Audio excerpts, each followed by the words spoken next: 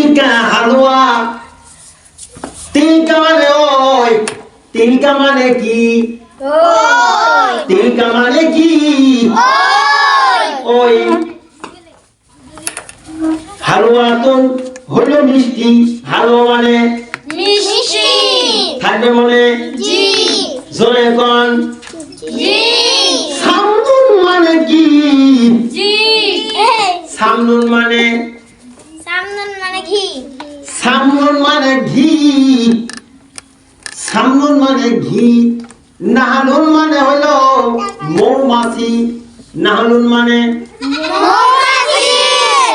আপনারা কি দেখছেন মৌমাছি যেখানে বাসা করে, যেখানে ওই ঢাল বানায়, ওর নিচে দেখা যায় অনেকগুলো মৌমাছির মাথা দেখা যায়। আপনারা দেখবেন কাটা মাথা, কাটা মাথা ওইখানে পড়ে থাকে, হাজার হাজার কাটা মাথা পড়ে থাকে। কোনদিন কি প্রশ্ন করে দেখলেন না যে কাটা মাথাগুলা কেন পড়ে আছে? এর মানে হলো এই মাছিগুলা হাজার হাজার মাইল দূরে যায় মধু সংগ্রহ করতে, মধু সংগ্রহ করে আনে। এই মধু চেক আপ করার জন্য সেখানে ইঞ্জিনিয়ার আছে, ওই মৌমাছিদের ভেতর ইঞ্জিনিয়ার আছে। যদি এই মধুর মধ্যে যদি কোন প্রকার 2 নাম্বারই থাকে, সাথে সাথে তাদের বাচ্চা আছে, রানী আছে, ওই রানী মাছিটার কাছে বিচার চলে যায়, সাথে সাথে প্রমাণ হয়। গোলাম,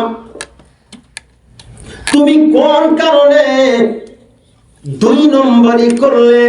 তুমি কি জানো না আল্লাহ রাব্বুল আলামিন 100টা রোগের শিফা হিসাবে মধুকে আখ্যায়িত দিয়েছেন। আর এই মধু তোমাদেরকে বানানো হয়, আর এই মধুর ভেতরে তুমি কেমনি 2 নাম্বারই করলে? এই 2 নাম্বারে করার কারণে ওই মাছিটাকে দুনিয়ার বুক থেকে শিরচ্ছেদ করে দেওয়া হয়। আজ পর্যন্ত যদি কেউ অন্যায় করে, সৌদি আরবের জমিনে তাদের কল্লাটা কিন্তু আলাদা করে দেওয়া হয়। ঠিকই ঠিক না? সেই জন্য হাজার হাজার মাছির মাথা কাটা যায় ইয়াউমাল মাহশারে। সেদিন আল্লাহ রাব্বুল আলামিন জিজ্ঞাসাবাদ করবেন, তোমাদেরকে দায়িত্ব দেওয়া হয়েছিল তোমরা সফল মাখলুকাত মানুষের জন্য তোমরা মধু সংগ্রহ করতে, আর এই মধুর মধ্যে 2 নাম্বারে করছিলে, থেকে ধরা পড়ছে, যার কারণে শিরচ্ছেদ করে দেওয়া হয়েছে।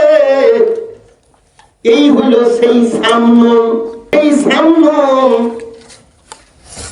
যেটা খাইলে মানুষের রোগ প্রতিরোধ ক্ষমতা বেড়ে যায়। বলেন সুবহানাল্লাহ।